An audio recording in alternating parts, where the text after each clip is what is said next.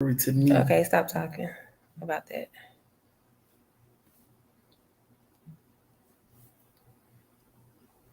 Cause we live. We live. Hey y'all. What happened to the countdown? We didn't do it.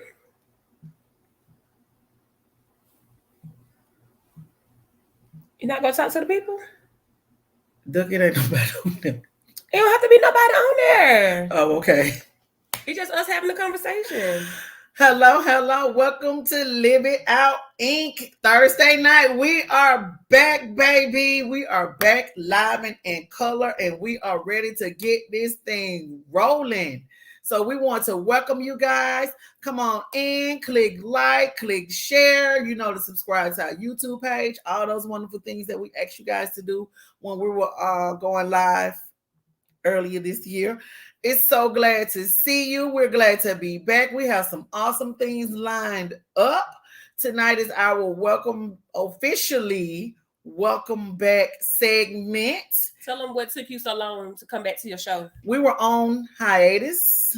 As you guys know, in June, I went to Jamaica, and it took me a minute to get back. So we're back from June in Jamaica and some other stuff.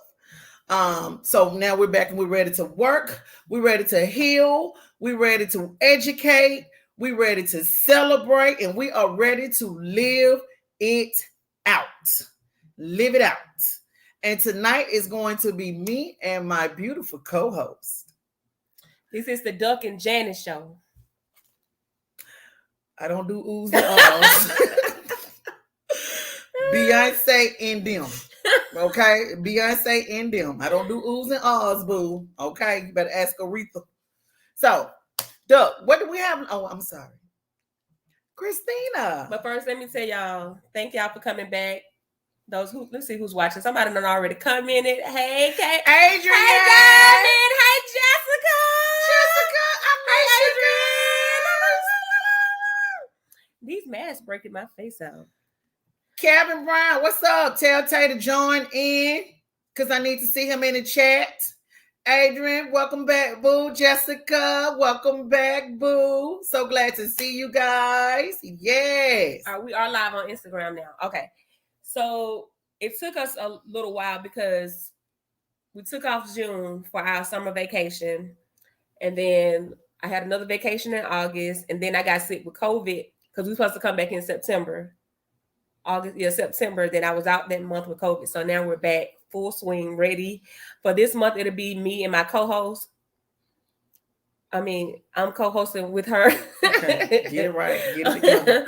I'm co-hosting this month. And tonight we're going to discuss learning how to lose. Because, hey, Miss Tanya. Miss Tanya on IG. Hey, boo. We'll be discussing learning how to lose. And I wanted to discuss this topic because, of course, everything dealing with Live It Out is pertaining to mental health. Everything is going to come back around to us healing mentally and growing our mental health, okay? So tonight, we're going to be learning how to lose because when I was doing, I'm on the healing journey. Wait, Doug. Hey, Rucker! Go, Doug. We're on this healing journey for 2021. They're going to say, wait, Doug. Hey, Tay! Hey, Tay! Okay, go, Doug.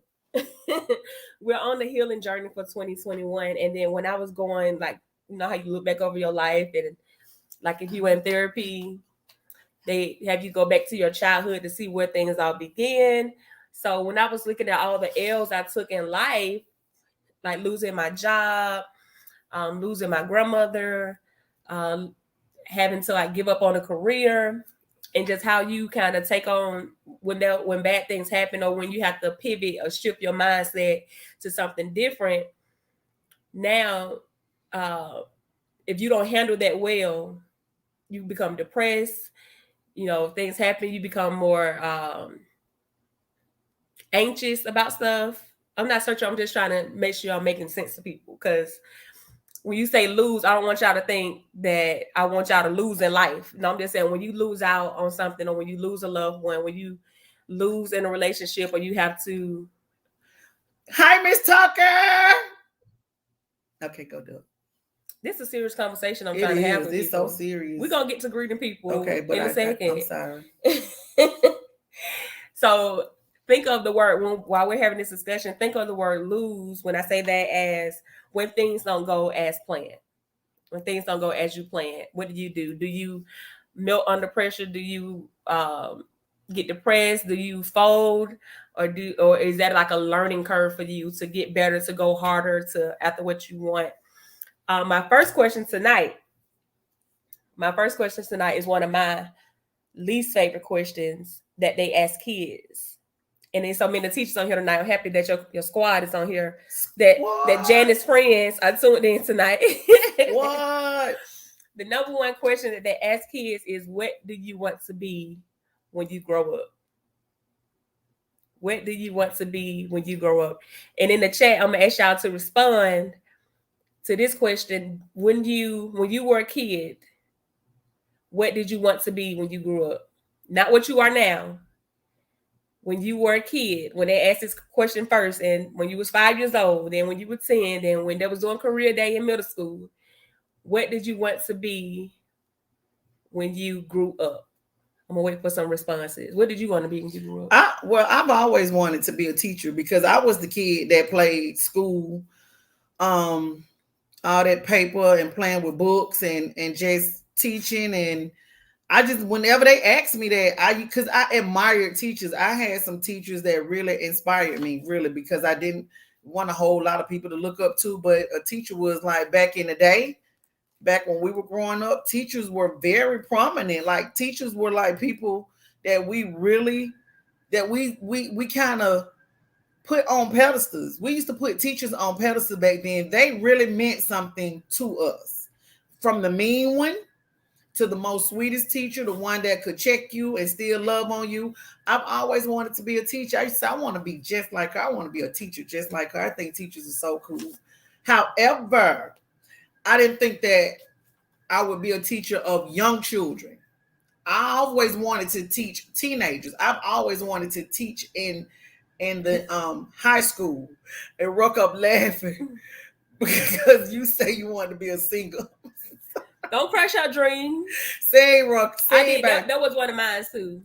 And someone said I was their inspiration. Well, see, that's what I'm saying. You never know who's watching you. Janine, the counselor. Okay, Janine. Hey, Janine. Hey, girl. Hey, girl. Bro. Okay, finish your thought. That was it. I knew I wanted to be a teacher. I didn't. That's all I've ever said. When they would ask me that, I would answer the same thing. I wanted to be a teacher. I never said anything a lawyer, doctor, nurse, police officer, firefighter. None of that. I've always said teachers because they were the prominent community helpers. That question, I always had an answer, which was to be a singer. But that question always gave me anxiety. It's like, because and then even research shows that asking that question to kids, it forces them to define themselves in terms of work. It forces them to define themselves in terms of work. And then also, a lot of stuff that I do creatively now wasn't even invented 20 or 25 years ago. So, like, we can't just shelter, like, have them decide one thing. So some kids don't know that it's more options. Yes, that was me. Miss Tanya said, honestly, for me, sadly, too, I never thought about it as a child. I guess possibly due to my environment or my upbringing. Yeah, so if some people don't see themselves outside of their neighborhood or their community, they don't believe that some of that stuff is possible. And research also showed that this can lead to what psychologists call identity foreclosure. Identity foreclosure. That's when we settle prematurely on a sense of self without enough due diligence and close our minds to our alternative selves. So that always gave me anxiety. Does sound like a real psychologist over here. Because I love dealing with the mind, because it's the mind playing tricks on me. But when we, like, as kids, we kind of limit ourselves. I mean, I'm not against exposing them to certain things, like showing them that you can be a doctor and a lawyer and a teacher and a preacher and, you know, all the things that they list you. But for that kid that don't know yet, we can't apply so much pressure to them because then they like, now I gotta find something just so I can respond, to make my parents shut up. And let me kind of interject right there. So that's where, as teachers or educators or even parents, that's when you try to go off your child's interests. Like if you see that a child has a certain interest or a strong interest in a certain things, then you try to expose that child to as much as that as possible. For instance, I can take a student that I had last year was so interested in recycling trucks, sanitation trucks, all of this. His mind was just so baffled around how these particular vehicles work and construction work. He want to know how things would be built. So we would do as much as we can to expose that child to that. So now that we planted the seed based off the child's interest, you have now opened that child up to another possibility. What we didn't get that. So because, and not saying that teachers weren't in tune with us back then, but they taught strictly from the book to test us, to make sure we had the information that was supposed to be taught, so they'll know whether to promote us or keep us back. Now you have the opportunity to really get in tune with children, to find their interests. Like even Miss Rucker had a little girl that wanted to play sports. All she want to do is play sports. She don't want the Barbie dolls and the little girly stuff. She wanted to play sports. So do you try to take her away from that and say, no, that's not what girls do. This is what girls do. You should want to be a ballerina. No, you nurture that into her and you expose her to that. Hey, girls are doing this. You got girl track runners. You got girls playing Powerpuff football. You have girls doing gymnastics. You got girls doing all of this stuff. So now that's old school where you just, what do you want to be when you grow up? And you don't know. Some children do have some sense of what do they like. Maybe we should rephrase the question, that's what I was getting at, when we're asking children that, instead of asking them, what do you want to be when you grow up? How would you like to help people when you grow up? What would you like to do? What are some things you think you'd like to do when you become a grown-up? And then we have to, I'm not a parent, but just don't go there. I'm not. You don't go there with no maternal instinct. No. I'm saying, like, even if you're not a parent, we have to start distinguishing what's a gift, what's just simply a talent or a hobby, and what is it that you can make a living off of that you want to do for the rest of your life.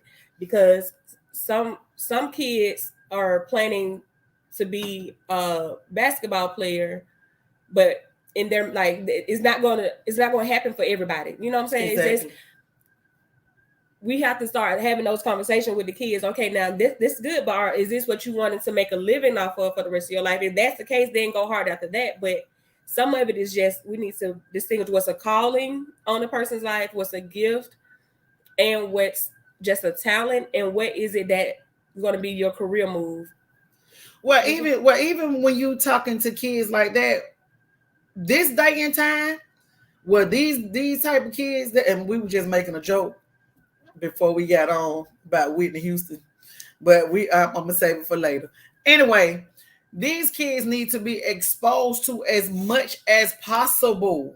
As much we should not just limit them to the firefighter and the police officer, the basketball player, and they're only doing that, the NFL player, because their parents so hyped up on them playing football and basketball because it's supposed to be good money. But you're not telling them a knee injury could end your whole career. Something you do, your behavior can end your entire career. But if you expose this child to, I always tell parents that got children that's very athletic, let them know that they're a student athlete and not an athletic student. You're a student first and then you're an athlete. So all that athletic ability and talent that you have is so good. You've been gifted with it. God has given it to you. By all means, use it. However, in life, things happen. You need to be prepared. So instead of just exposing him him or her to basketball or football, you need to expose them to being a paleontologist, to being a chemistry, or astronaut, or marine biologist. See, this kind of stuff that they don't hear every day. So they're not hearing this. So we as parents first, and then teachers, it's our job to give them as much exposure as possible, because the possibilities are endless. And when the child is asked that question, what do you want to be when you grow up? His response will be, I can be whatever I want to be when I grow up. It depends on what I choose to be. So we're not just limiting them to a specific career. And why not? Did that dog just open No, that it door? wasn't. It was already open. Okay, Stay girl. focused. It's almost Halloween. So why not teach them about entrepreneurship, owning their own business, buying real estate? Not buying, you don't have to, you can start buying your first house when you 19, 20 years old. About your credit. That's not what we're teaching our African American kids today. We're not teaching them how to save money, how to invest money, how to buy property, how to invest in their community and leave generational wealth, not just you got money now, you flossing now, you doing it now. But what happens when that money runs out? That money has to keep, you want that money to be able to flow, something you can leave to your family instead of building your own empire. You got to start building your own empire, and it has to start, that seed has to be planted young, because they did not teach us. I know, well, not me.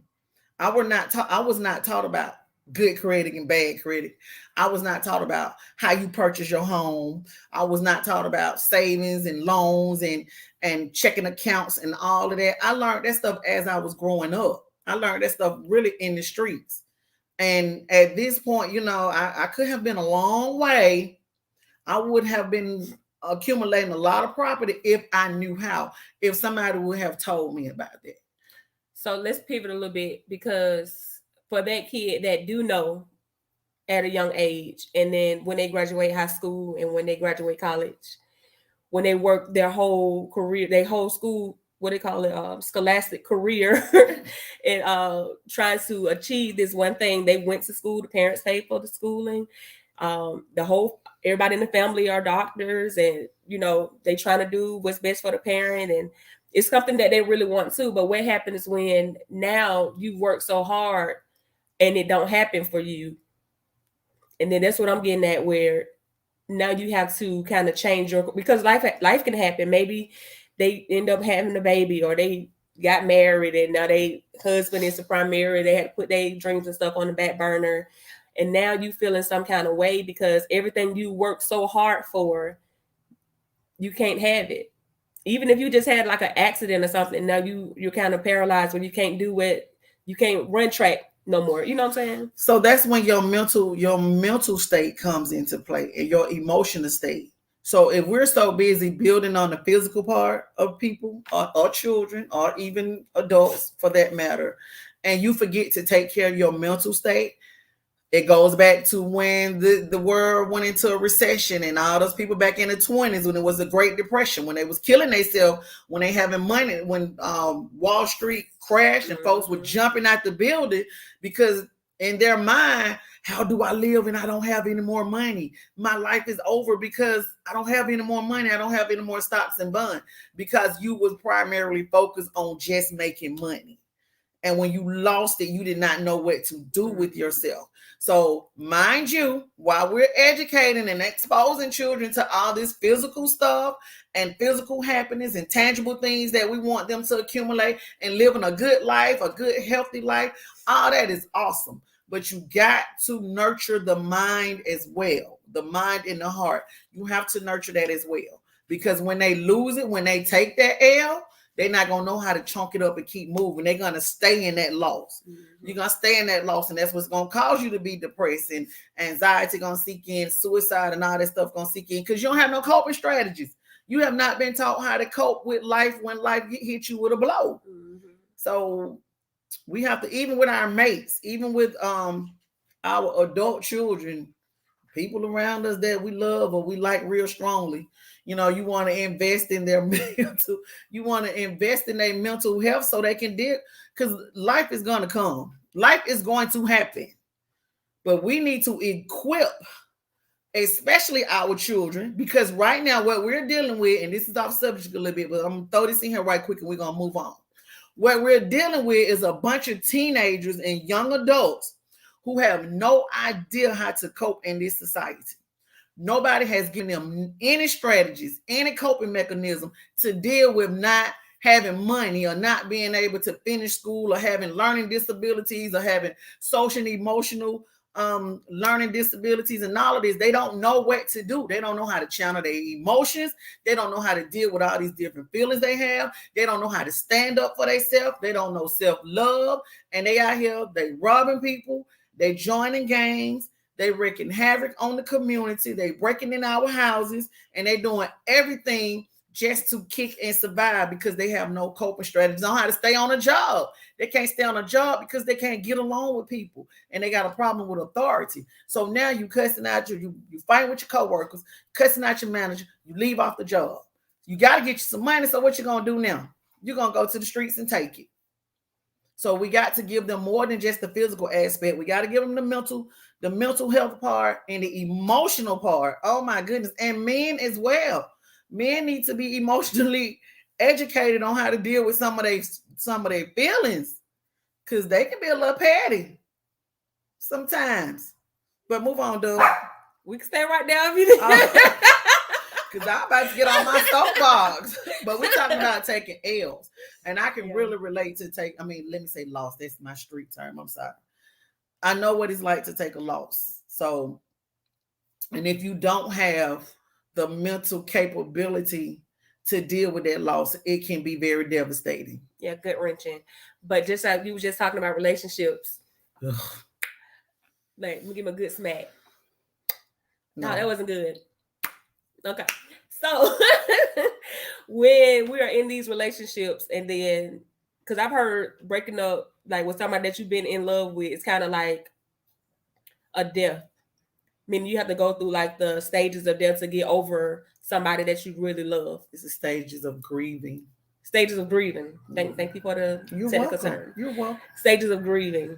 So research has found that after a breakup or end of a relationship, it doesn't have to be, it can be just your friendship, you and your best friend or somebody, your close family member. Hey, T. Hey, T. Hey, Miss T, I love you. Praying for mom. You finished your shout out? I am. I'm done. After breakup or end of a relationship, it's been reported experiences such as distress, loneliness, and a loss of self-esteem, even depression, feelings of self-doubt and rejection. You want me? You about to chime in. So how do we handle that rejection and breakups in a healthy way? But you can answer however you want to. Oh, Lord. I'm going to tell you something about relationships. And if you can relate, just go ahead and put it in the chat. A man can drag you through the mud. Not that women can't, but we like men. So she's going to speak from experience. Yeah, I'm speaking from... say that again, Duck. You lost me. What you say? I said not that women don't, because it may be some men that's watching that. Oh yeah, well, okay. So no, this is not. I'm not male bashing at all. I'm just speaking from a woman's perspective. But women can be treacherous too. We can be just as treacherous. However, oh dog. But a man in a relationship, a person can have you so low, can make you feel so low sometimes that you don't even know who you are anymore. Like, you can be so lost. And if I say like too many times, y'all catch me, because Duck been trying to check me on it. You be saying like too much, so y'all help me. You can be so absorbed in this person that you're not living your own life. You can start to second guess who you are. You begin to doubt what you're capable of. You can begin to feel that low self-esteem, like you're not pretty enough or you're not small enough. What's that Kelly Price song? You should have told me I wasn't small enough. We want to talk about Kelly Price right now. But yeah, we're going to talk about it. To make me mad. Anyway, leave Kelly alone. But a relationship can have you outside of yourself, and it hurts. The relationship that did me like that, I was hurt so bad that I was Googling. I kid you guys not. I was Googling, how do I get over this heartbreak? And Google gave me so many articles to read. So many people were sharing their story. It was crazy, because I was like, I'm not the only one that's been through this. I'm not the only one that's going through this. But you do have to go to the stages of grieving, because you're gonna hurt. it hurts to your soul, to your core, because that person betrayed you. That person literally, they act like they just stick their hand in your chest and snatch your heart out and throw it on the ground and roll over it. And you like, why you? I mean, like, this is me. This is the person that you say you love. I'm the person that you've been sharing life with all these years. Now, all of a sudden, you don't even like me. You don't even talk to me. You don't tell me. You don't share things with me no more. It's devastating. How you come back from that? You got to allow yourself to feel those feelings. And people, like, if you got family, children and stuff that's around you, and you try to be strong, you can't. It's hard to cry because you don't want them to see you cry, right? So you got them late night hours. You in your room, you cry. You don't want your children to hear you. You or your sister, or your mom, or whomever. You trying so hard to hide your throat. You got this big old pain in your throat because it hurts so bad because you want to cry. You don't want to get out of bed sometimes. You want to just lay there. Just let me lay here and be sad. Go through the hurt. That hurt is going to turn into anger. Because once you stop hurting, and it's a stage, you got your phone. I'm going to say, go. It's the stages to getting over a breakup. Yeah. Y'all look it up. Once you hurt, you go through the hurt, and it don't. Now, if it's a real devastating breakup, it ain't a couple of weeks. It took me a year or something to get myself back. It did. It really did. It was 5 or 6. It did. It was 5 or 6. It was real. Not. I wasn't about that hung up on nobody. That's what I thought. I'm like, why you still so hung up on it? It was 5 or 6 It years. was not just because I was still friends with that person. Does not mean I was still in love with them and wanted to be with them. I was just cool with them. We were just cool. That's all. Couldn't let go. It was 5 or 6. Anyway, after you go through the hurt, then it's the anger. You're gonna go through that, and you're gonna hurt them. Like, you're gonna be like, oh, dog, oh, scandalous, stinking dog. Every time you see, oh, they're gonna make your skin cringe when you see them. You're gonna want to do something to them. You want to go try to have them knocked off, have them jumped on, go cut some ties, bust some windows and all of that. Don't y'all do that. Don't do that. Don't do that. Don't be hurting nobody's cars and stuff. But you're gonna go through that angry phase. Then you'll start to accept it. So you got to come into accepting that, hey, this man don't want me no more. This man don't love me. And that's hard to tell yourself when when you somebody like me, like, how can you not love me? How can you not like me? I'm the most lovable person on earth. And that's the thing. He probably told you that plenty of times throughout, not in the beginning, but a lot of different ways and throughout the relationship that he didn't want you, but not you in particular. I'm just talking about people that be in relationships. Just twist the knife in my back. But I'm saying, but we try to hold on, like, to people that don't even want us. Let them people go. Yeah, we don't. You don't see the signs, but that's a whole nother segment. Yeah, that's a different segment. You have to come to the fact of accepting the fact that that person does not want to be with you no more. That person does not love you anymore. Acceptance. Once you accept it, then you'll start to move on. You'll start to pull yourself back together. You'll wash your face and stuff and put your little lip gloss on or whatever. Get you some more hair. Get you a tattoo, dye your hair, all of this stuff. I did so much erratic stuff going through a breakup. But it took a friend, and he was a guy, and he was just a friend. But he poured into me to help build me up. Like, where I was torn down, where I was just so hurt. This person would always come behind and be like, you know what? You can't just let him make you feel like that. And this coming from another man. A woman could have told me that all day. But for another man to just pour into me, to build me up, to tell me how beautiful I am, how smart I am, that I can have anybody I want, I can do this, I can do that, and to hear that every day and to treat me like that, even though we were just friends, because he knew at the time me and him dating wouldn't have worked because I was still hurting. I was still damaged. So, and it's not good to date when you coming out of a bad relationship. To go right into dating, that's not good. And that's a great healing lesson. Yeah. So, and it is a great healing lesson. So it took somebody else to kind of help me, build me up. And of course I prayed, and my spirituality and all that played a part in it. But when it first happened, I'm telling you, I was devastated. It was, but my tolerance level, it's a lesson learned. It's a life lesson learned. And when you get older and wiser and more experienced, you be like, oh no, that's a red flag right there. I'm sorry, baby. We're not gonna do this. Let's just be friends. We're okay and move on. So that's one loss I took in a relationship. And ooh, I'm not taking no more losses in a relationship. Oh, you gonna put your foot down? I'm putting my whole body down. I'm out of there. I'm getting out of there quick. You don't got time to waste. I ain't got time. You gotta live it out. I got to live it out. Plug. All right, so that's a good segue into, because you mentioned about spirituality. I can't talk with my partial head. Spirituality. We gotta be authentic. So just be quiet. But go ahead.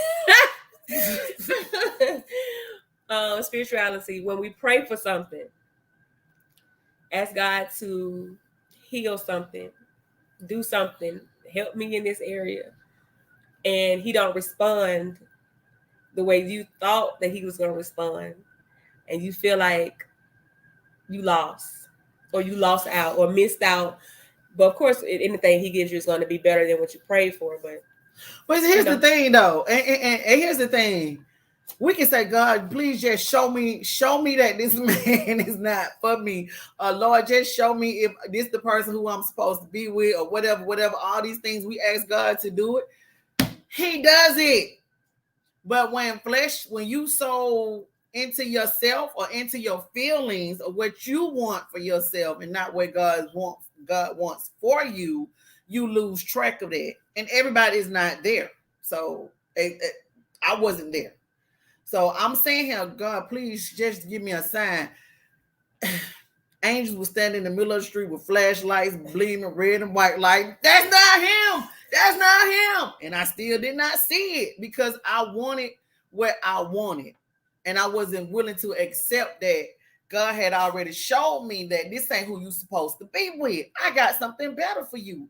So until you do what you're supposed to do, then your blessings are going to come right down from the sky and hit the ground. So even just not dealing with relationships, just anything that somebody could have prayed for, when His response is not our solution, and it's like, my knee, go ahead. When God's response to our prayers is not our solution, it hurts. It's devastating, actually, because you like, I thought that He was going to answer that the way that I know He can. Like, it's not that we don't, like, we know that He can do it, but when He don't do it and it hurts us, it don't hurt us, but it hurt our emotions and our feelings and our spirit. Like we become crushed, and we may act out, we may get upset, don't want to go to church, don't want to pray, don't want to talk to God because that ain't what I asked you to do. You know what I'm saying? You ever had that experience? No.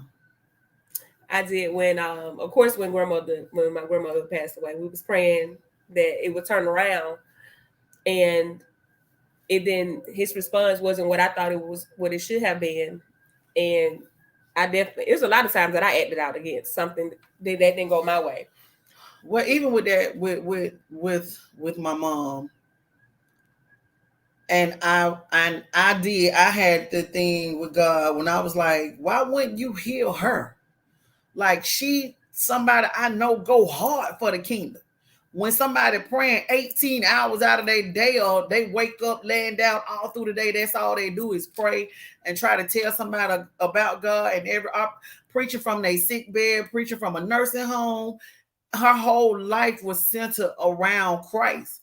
So my question to God was like, why won't you heal her out of all people? You know, why won't you do that for her? So I did have that thing with God where I was asking Him that question like that, but He had to tell me that this ain't for you. You know, this not for you. It was a bigger lesson to be learned, a bigger life experience to be gained from that.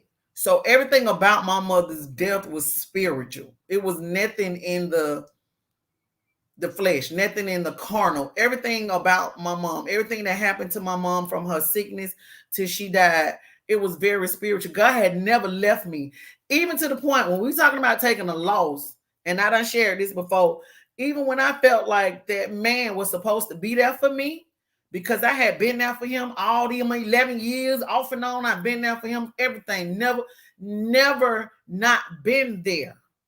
The one time that I felt like I needed him to be there, he was not there.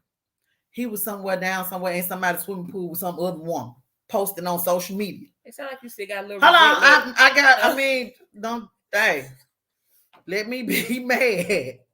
I'm healed from that. But at that point, at that time, I felt like he was supposed to be there. I'm like, why isn't he here for me? I've been there for you all this time. I need you. I was in my mind, I was like, I need you right now. And God had to show me, God had to tell me, he's not here because that very reason right there. I don't want you to think that you need him. Mm-hmm. I'm what you need, not him. So I could not dare give him the credit. God said he won't get the credit for being there for you. I'm going to get the glory for being there for you. And I'm going to pull you through this and you're going to be all right. So that taking that loss, it comes, oh, you got to be ready. You got to know what to do. You got to be ready for it. Woo. Don't get me started though. Come on, dude. Let's go. I'm back, baby. Live it out, Inc. Miss Janice is back. Because I don't really need her. I got this. Okay, Flash. It's lonely at the top.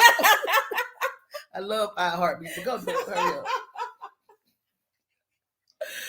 Ooh, Flash. All right. So continuing our discussion on loss, and we about to wrap it up. We're not gonna hold y'all. Yeah, we weren't even supposed to hold y'all this long. I'm so sorry, but thank you. Of course, we'll leave y'all on a high note. But I had one more. So just tying it all in, beginning the conversation about, in a career sense, losing when you have to make a pivot in your career choice. Oh, you just saw the new position. But that ain't even what I'm talking about. I know, but still, you just had to you just made another transition in life. You moved from one level, you leveled up. Level up.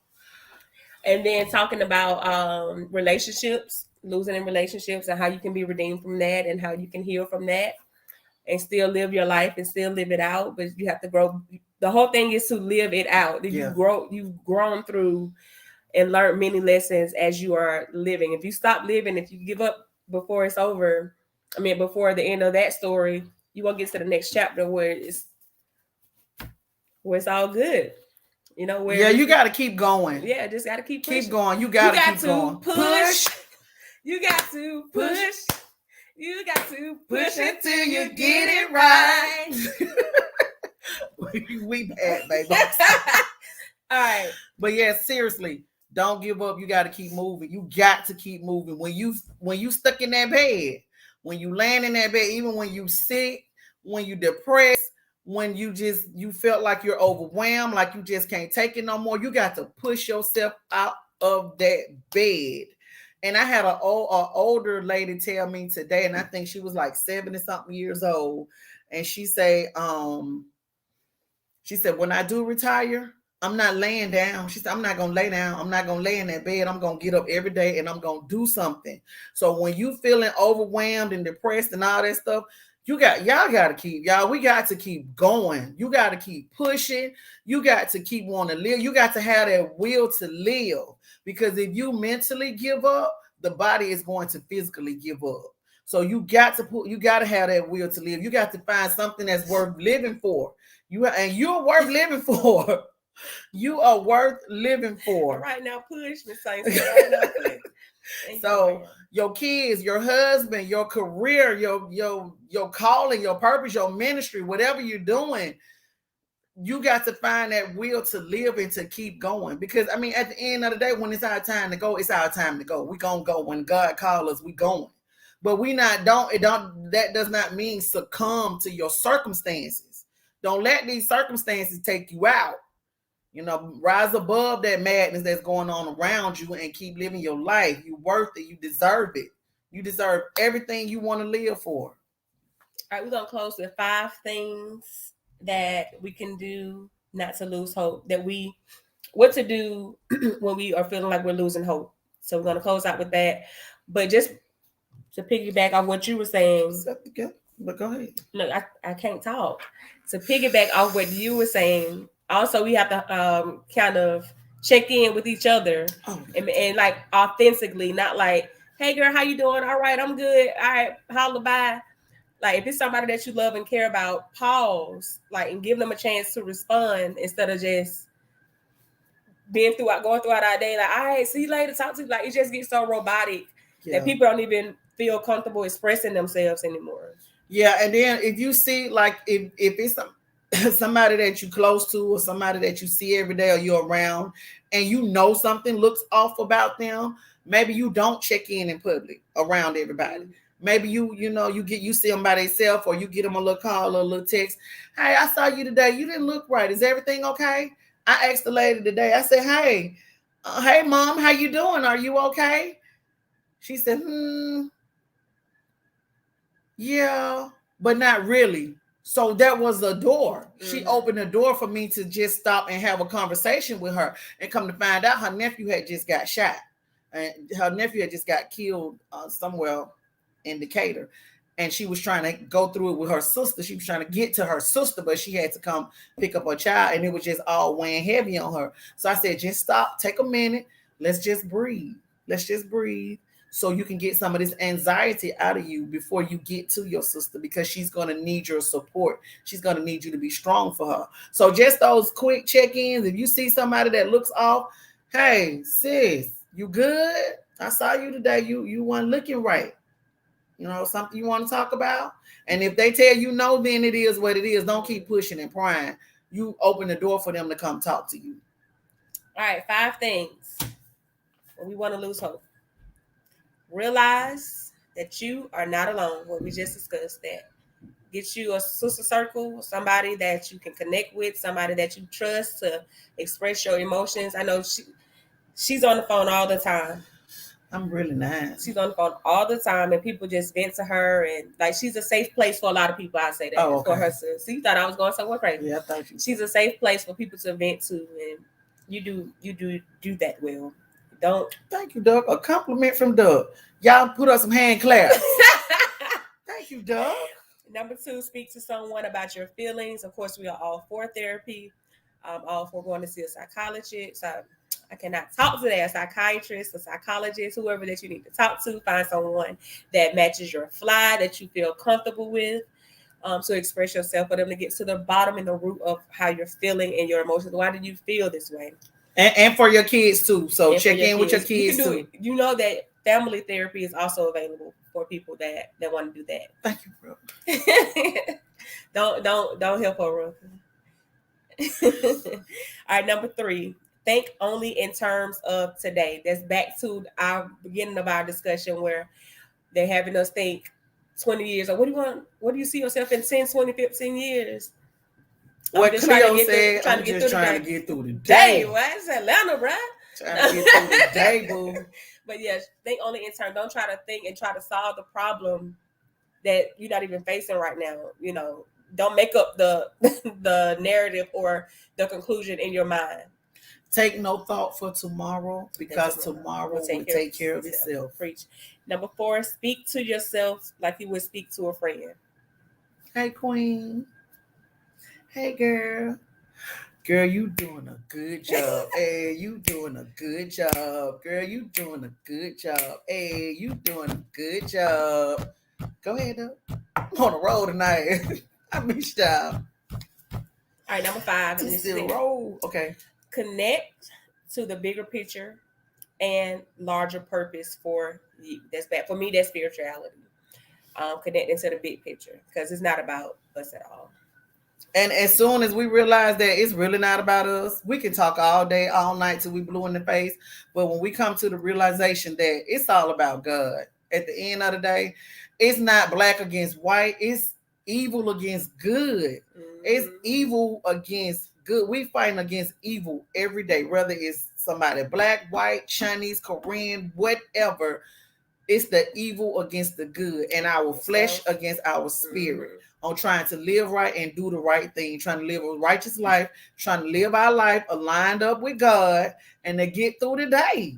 So that's what we fighting against, and we got to fight against those strong spiritual things when we wake up in the morning. God, you got to prepare me for battle, because I don't know what lies ahead of me today when I get to work, when I get on the expressway, people shooting people in cars and all of this stuff. It's too much going on. So you got to wake up every morning fresh and renewed. Is that's right? Mm-hmm. Oh, okay. That's the text. That's the text.